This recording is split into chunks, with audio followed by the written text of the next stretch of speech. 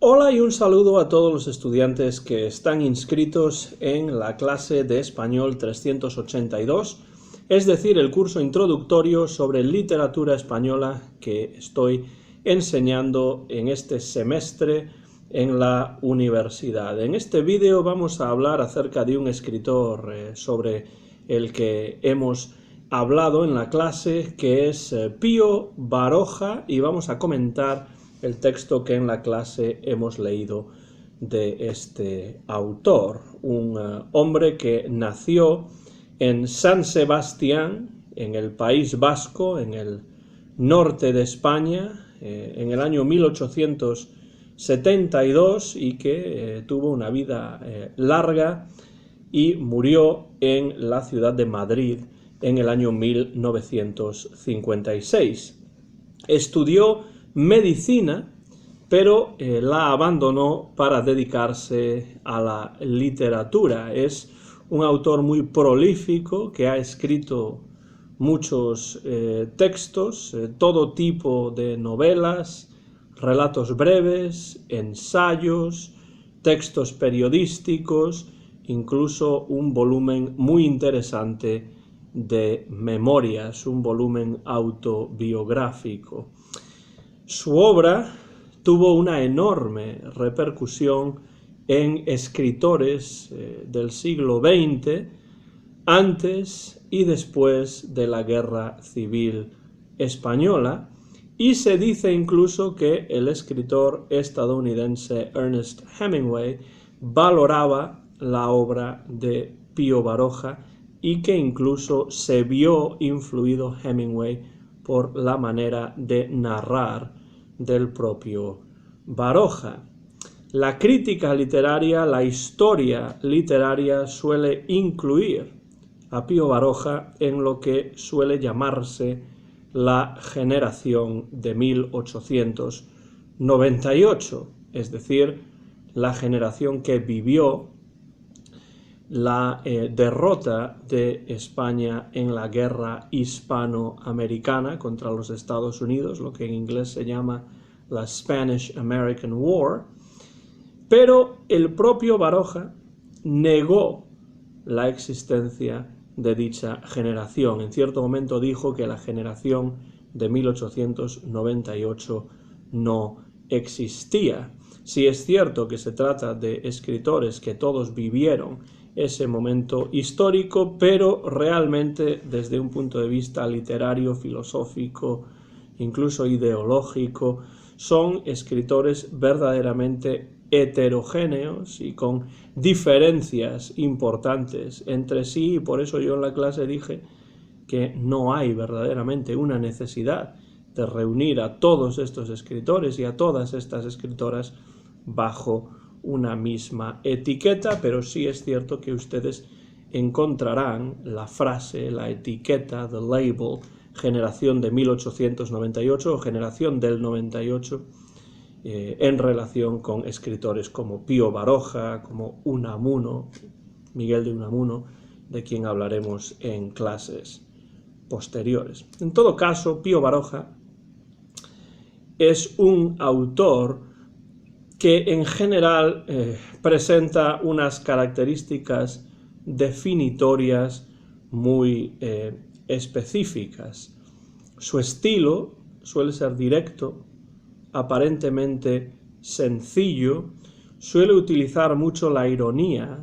el sarcasmo, muestra además una total irreverencia ante ciertas instituciones sociales, como pueden ser, por ejemplo, la familia, la iglesia, la universidad, el mundo de la medicina, que él conocía bien. Por ejemplo, en El árbol de la ciencia, su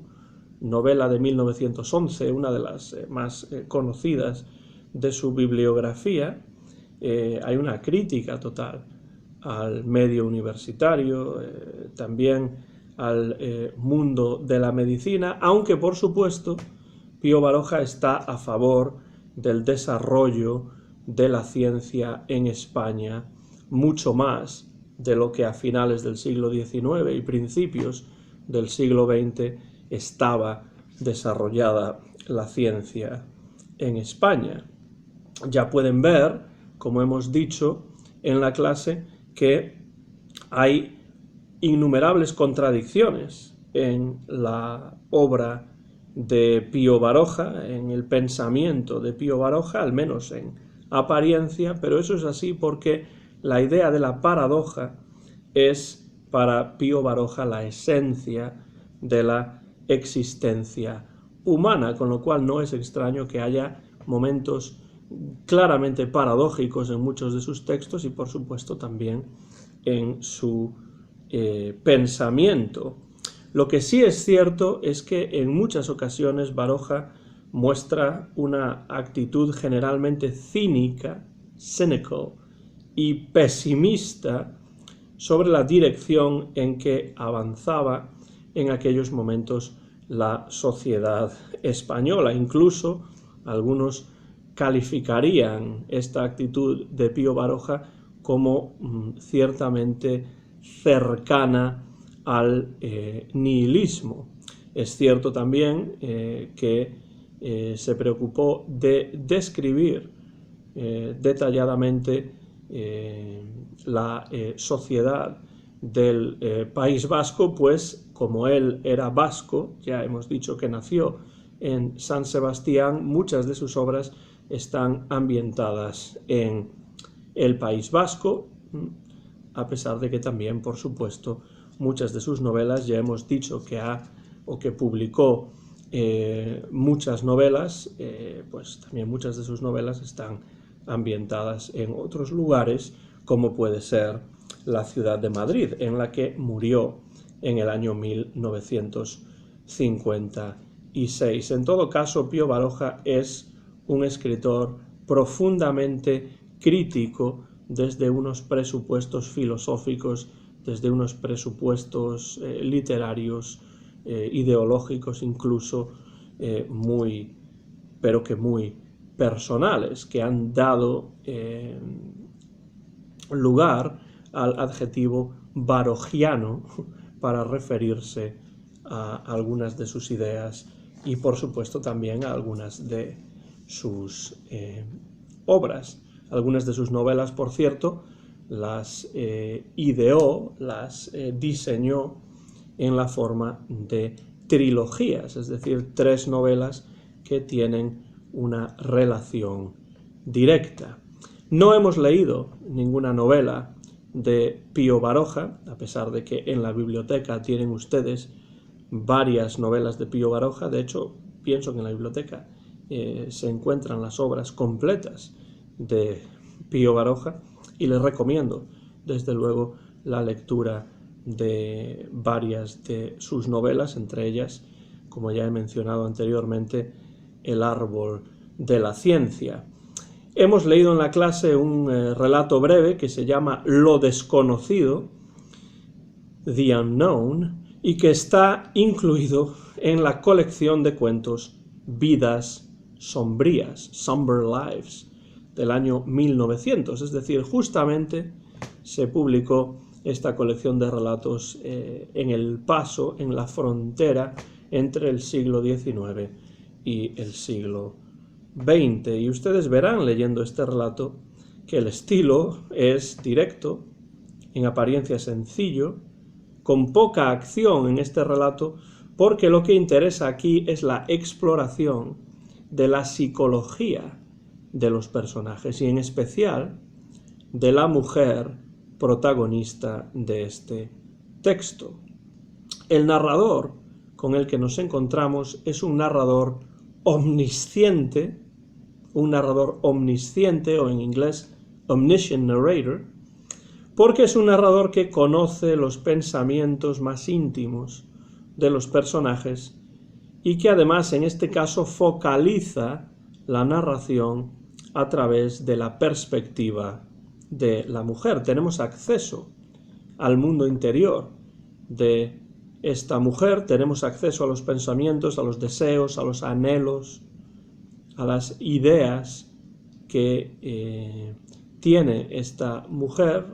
y a los diferentes deseos que experimenta. En este relato nos encontramos con dos personajes anónimos. Y siempre digo en la clase que cuando en la literatura un personaje o unos personajes no tienen nombre,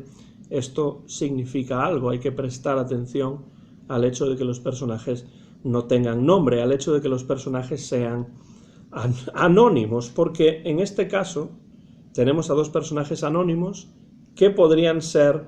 cualquier matrimonio burgués. La crítica de la burguesía es uno de los temas favoritos de Pío Baroja en muchas de sus obras, y aquí vemos que a los personajes se les refiere bajo las expresiones el marido y la mujer, o él y ella, es decir, se utilizan los pronombres, se dice el marido y la mujer, eso es lo que dice el narrador, para referirse a estos personajes, pero no tenemos los nombres de esos personajes porque podrían ser cualquier matrimonio burgués. Están a punto de iniciar un viaje en tren, un viaje de vuelta a su casa después de una estancia en un pueblo de la costa durante los 3 meses del verano, y podemos ver claramente que ambos personajes son burgueses de una posición económica acomodada, desahogada, y esto lo vemos en la manera en la que el narrador describe específicamente al esposo.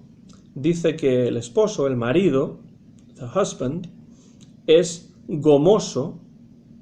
es decir, una especie de dandy, fuma, sus manos son blancas, cuidadas, están llenas de sortijas. Dice el narrador, ella, es decir, la esposa, se volvió con rapidez a mirarle, al esposo, contempló a su marido, que lucía sus manos blancas,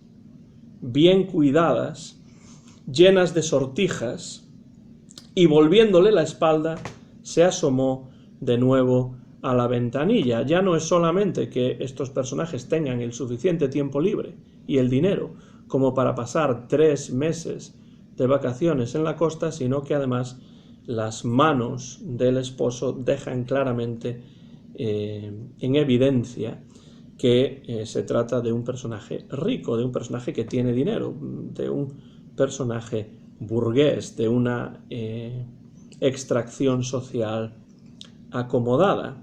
Pero también dice,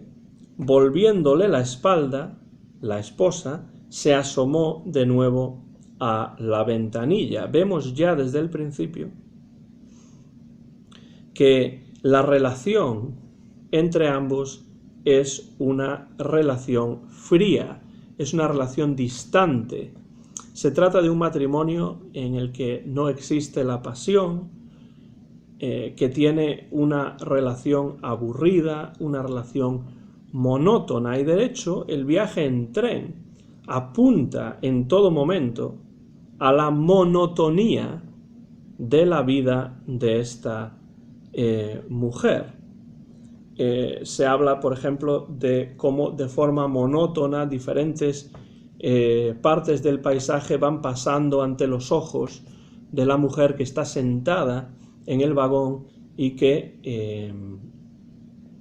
a través de la ventanilla puede ver cómo va pasando todo este paisaje por la parte exterior del tren. Dice, silbó la locomotora con salvaje energía, luego el movimiento se fue suavizando y comenzó el desfile, y pasaron ante la vista caseríos, huertas, fábricas de cemento, molinos, y después, con una rapidez vertiginosa, montes y árboles y casetas de guardavías y carreteras solitarias y pueblecillos oscuros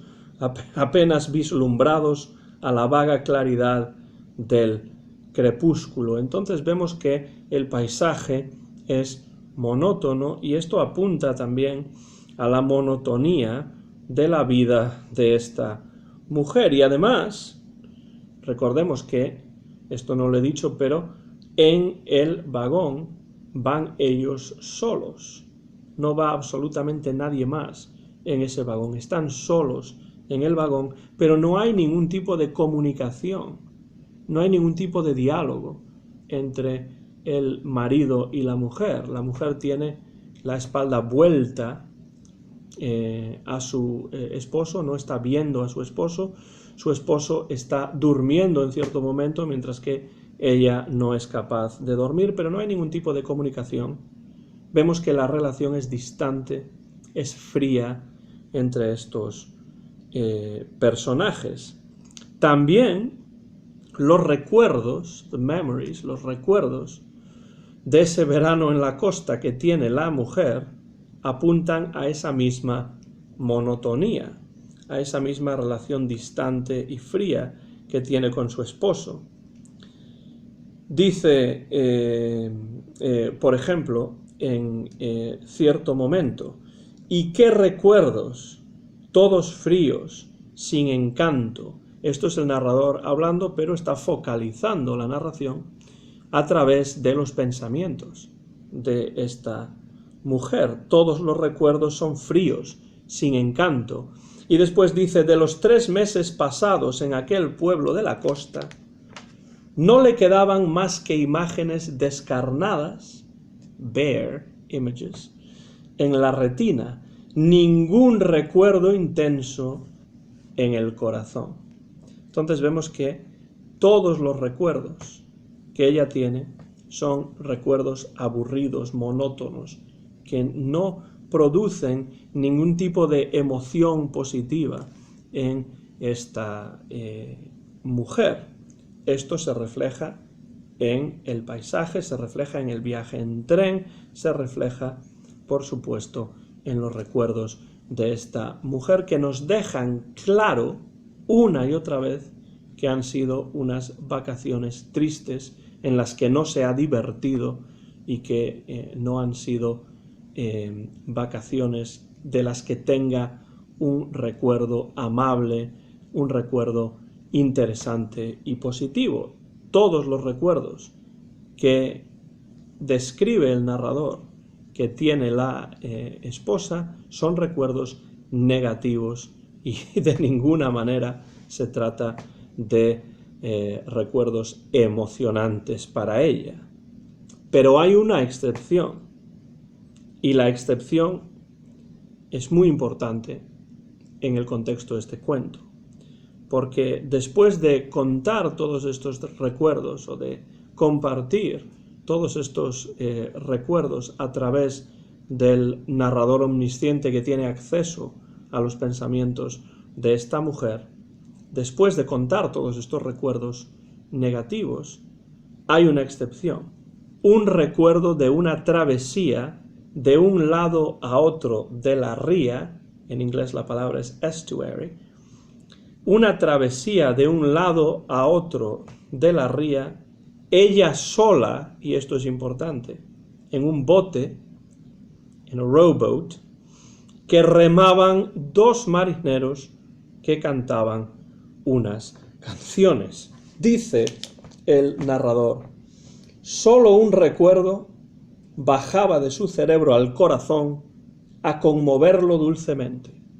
Entonces este es el recuerdo que es la excepción, solo un recuerdo, conmovía dulcemente a su corazón.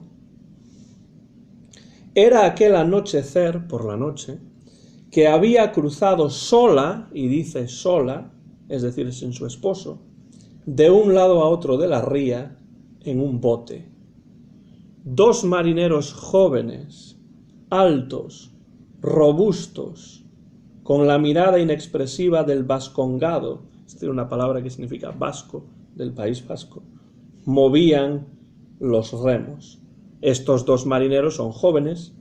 son altos, son robustos, es decir, fuertes, y son, por supuesto, lo opuesto a su esposo. Además, parece que cantaban, porque dice, para llevar el compás cantaban con monotonía un canto extraño, de una dulzura grande.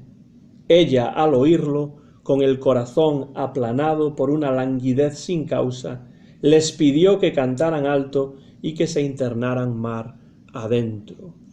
Todos los días de vacaciones con su esposo en la costa no le producían ningún tipo de emoción, pero esta travesía sola, sin el esposo, por la noche y con estos dos marineros jóvenes, sí que le produce una emoción especial. Y se nota esto en la manera también en la que el narrador describe la situación, describe la escena, porque dice que durante este momento, mientras estaban remando estos marineros en el bote con esta mujer, el crepúsculo era esplendoroso, el agua teñida de rojo por el sol moribundo se estremecía y palpitaba con resplandores sangrientos, mientras las notas reposadas caían en el silencio del mar, tranquilo y de redondeadas olas. Con lo cual la descripción, por supuesto, de este recuerdo es infinitamente más positivo que los recuerdos anteriores que ya hemos visto. Este recuerdo no incluye a su esposo y la descripción del recuerdo es más viva y es más intensa que todas las descripciones que venían anteriormente, más monótonas y mucho menos negativas y sin ningún tipo de intensidad. Y este recuerdo intenso y emocionante, aunque en principio pueda parecer que no tiene importancia, se opone al aburrimiento y a la monotonía de su matrimonio. Dice el narrador: al comparar este recuerdo con otros de su vida, de sensaciones siempre iguales, ahí volvemos a la idea de la monotonía de la relación con su esposo, del matrimonio en el que ella se encuentra. Al pensar en el porvenir plano que le esperaba, otra vez el porvenir plano, the flat future, que le esperaba, penetró en su espíritu un gran deseo de huir de la monotonía de su existencia, de bajar del tren en cualquier estación de aquellas y marchar en busca de lo desconocido. Ahí está el título del cuento, Lo desconocido. Entonces, la mujer quiere huir, she wants to run away, bajarse del tren y romper la relación con su esposo, cambiar su vida, ir en busca de lo desconocido, buscar una vida diferente a la que en esos momentos tiene con su esposo, que es una vida monótona, sin ningún tipo de aliciente, una vida totalmente aburrida y que no le interesa en absoluto. Una vida en la que se encuentra debido a la costumbre, the habit, la costumbre de estar siempre con su esposo en esa relación en la que no hay pasión y que es extremadamente monótona. Entonces, siente este deseo y espera a que pare el tren en la próxima estación para bajarse. De repente se decidió y esperó a que parara el tren. Como nacida de la noche, vio avanzar una estación hasta detenerse frente a ella con su andén solitario iluminado por un farol. Claramente vemos la situación desde los ojos o a través de los ojos de esta mujer, porque dice, vio avanzar una estación. No, no avanza la estación.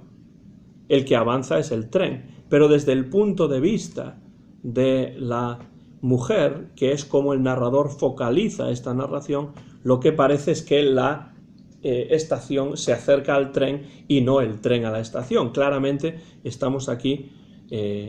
dentro de los ojos, desde el punto de vista, desde los ojos de la protagonista, de esta mujer. La viajera bajó el cristal de la ventanilla y sacó el brazo para abrir la portezuela, la puerta del tren. Entonces quiere bajarse del tren en la estación, quiere huir, escapar, dejar a su esposo y cambiar su vida, pero al abrir la puerta no se decide a escaparse, no se decide a huir. El penúltimo párrafo lo deja claro. Al abrirla, es decir, al abrir la puerta y al asomarse a ella, al asomarse a la puerta, sintió un escalofrío que recorrió su espalda. She felt a chill going down her spine. Allá estaba la sombra que la acechaba. Se detuvo y bruscamente, sin transición alguna, el aire de la noche le llevó a la realidad y sueños, recuerdos, anhelos desaparecieron. Vemos que al encontrarse ante lo desconocido, the unknown, al tratar de romper con una situación en la que lleva durante muchos años, a pesar de no estar satisfecha personalmente con esa situación, al encontrarse ante lo desconocido, al abrir la puerta del tren, tiene miedo, she's afraid, siente un escalofrío. Se nos habla de la sombra, the shadow, la sombra que la acechaba, that was waiting, that was lurking, that was lying, waiting for her, the shadow. Y entonces, ese miedo a lo desconocido, ese miedo a no saber cómo llevar una vida alejada de su esposo, de cómo romper con los hábitos, con las costumbres, hace que decida no bajarse del tren y continuar con su esposo. El tren, como veremos en este último párrafo, vuelve a ponerse en marcha y la mujer se queda en la realidad monótona que le disgusta, pero con la cual no se atreve a romper, no se atreve a cambiar su situación personal. Quizás siente que no tiene las herramientas, los medios suficientes como para cambiar su situación personal. Dice el último párrafo: se oyó la señal y el tren tornó a su loca carrera por el campo oscuro, lleno de sombras. Vuelve a hablar de las sombras. Y las grandes chispas, sparks, de la locomotora pasaron por delante de las ventanillas como brillantes pupilas sostenidas en el aire. Es decir, la esposa continúa con su esposo en el viaje de vuelta a casa, continúa en este matrimonio, y vemos que esta historia, en la que no hay demasiada acción, porque lo que importa es la descripción de la psicología, del mundo interno de los personajes. Vemos que en esta historia se verbaliza, se presenta, se dramatiza el conflicto entre el mundo interior, entre la psicología de este personaje, de esta mujer, y el mundo exterior, la realidad. Hay un choque entre los deseos de esta mujer y la realidad en la que vive. Se impone en este choque la realidad. Todos esos deseos que tiene y de los cuales el narrador nos ha hecho partícipes a lo largo de todo el cuento, todos esos deseos acaban desintegrándose al chocar con el convencionalismo de la realidad en la que a esta mujer le ha tocado vivir. Vemos a esta mujer atrapada en la vida convencional, burguesa que lleva, y vemos a esta mujer también desprovista de agencia, de medios para cambiar su situación. Sus deseos permanecen en su interior, no se verbalizan y desde luego acaban por no materializarse, y entonces ella continuará en la monotonía de su existencia, que decía el narrador anteriormente, continuará viajando hacia ese porvenir plano que le esperaba, del cual hablaba el narrador anteriormente. Lo desconocido es el título de este cuento, porque efectivamente la mujer, cuando decide bajar del tren y cuando decide romper con la situación en la que se encuentra, con el matrimonio aburrido, monótono, sin ningún tipo de pasión en el que se encuentra entonces ante lo desconocido. Y encontrarse ante lo desconocido, aquello que no conoce, aquello que no sabe si va a ser capaz de gestionar, si va a ser capaz de enfrentarse a ello, piensa que no tiene los medios para hacerlo, pues lo desconocido le da miedo y acaba en contra de la voluntad, en contra de ese deseo que tiene o que siente en su interior, acaba decidiendo dar un paso atrás y quedarse dentro del tren y permanecer en esta relación matrimonial con su esposo, una relación convencional, un matrimonio que sigue los convencionalismos de la vida burguesa que en tantas ocasiones Pío Baroja ataca en su obra literaria y en sus textos literarios, como es el caso, por ejemplo, en este relato de la colección Vidas sombrías del año 1900, que se titula Lo desconocido y que ustedes han comentado, han leído y del cual ustedes han hablado en la clase. Termino ya así este vídeo, espero que este vídeo les sirva para ir repasando el texto, para ir revisando los puntos más importantes de este relato a medida que se va acercando el examen que pronto van a tener en la clase. Como siempre, muchas gracias por su atención. Se despide el profesor Antón García Fernández.